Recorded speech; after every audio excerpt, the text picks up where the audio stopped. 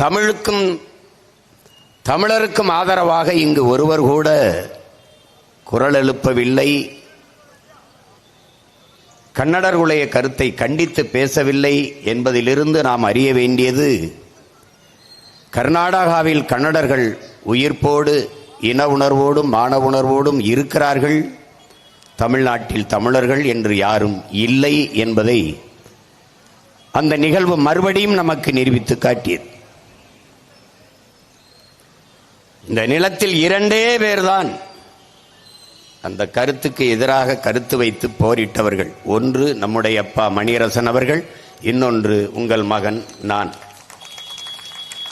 அதற்கு பிறகு இவர்கள் கருத்துக்கு பேராதரவு தமிழ் மக்களிடத்திலே வருகிறது என்ற பிறகு வாயை திறந்த பெருமக்கள் பலர்.